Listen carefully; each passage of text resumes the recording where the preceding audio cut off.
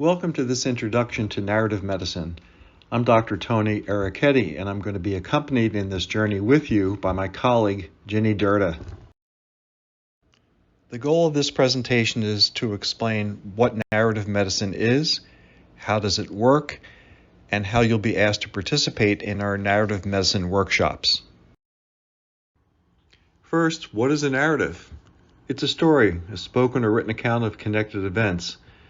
Stories are not just for entertainment, but are an essential part of being human. We tend to construct internal narratives to make sense of the world. Narrative medicine is a medical approach that utilizes patients' narratives in clinical practice, research, and education as a way to promote empathy, curiosity, connection, and healing.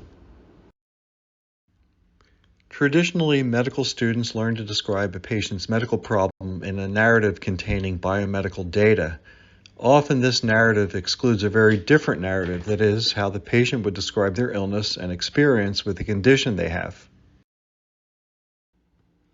Narrative medicine as a discipline began as an effort to help physicians gain a more complete picture of a patient by combining the biomedical data with understanding the patient's experience. When we talk about narrative medicine, it means medicine practice with what's referred to as narrative competence. That is, the ability to acknowledge, absorb, interpret, and be moved to action by narratives, by how the patients describe and talk about their condition.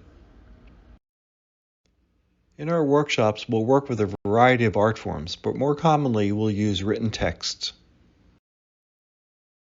Let's review how the narrative medicine workshops will work. They will be composed of 3 distinct parts: close reading, a discussion, and a reflective writing exercise.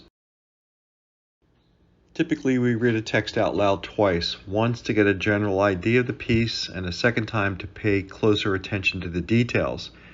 We encourage people to take notes while listening, paying attention to the words and phrases that intrigue them or confuse them or raise questions. Here's an example of the type of poem we would read and discuss, read by my colleague and workshop co-facilitator, Ginny Durda. A Night in the World. I wouldn't have known if I didn't stay home, where the Big Dipper rises from, time and again, one mountain ash. And I wouldn't have thought, without traveling out, how huge that dipper was, how small that tree. After 2 readings of the piece, we have a discussion about it, listening closely to what others say. After the discussion, there's a short reflective writing exercise. We'll ask you to write something based on a prompt that we'll give that's related to the text. We'll ask for volunteers to read their pieces, but reading is optional. Then we'll discuss the writing, giving it the same attention we gave to the text. We conduct the workshops by observing several community guidelines.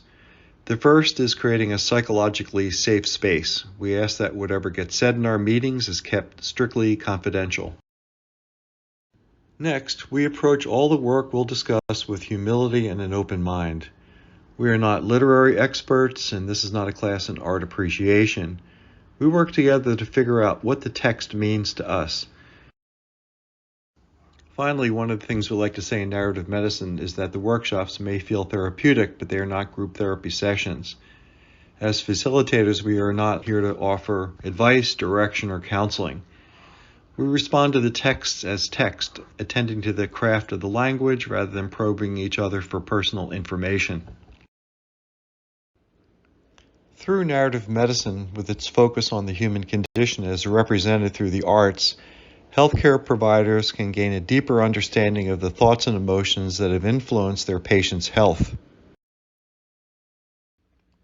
By carefully listening to each other during our workshop discussions, we practice how to listen closely to our patients. If poems seem confusing, this can parallel the confusing histories we sometimes get from patients. So we learn to appreciate that a story is not always told in a linear, straightforward fashion. In a text, as with patients, we can learn to pay attention to what's said and what's not said, and also to question any details that might be confusing.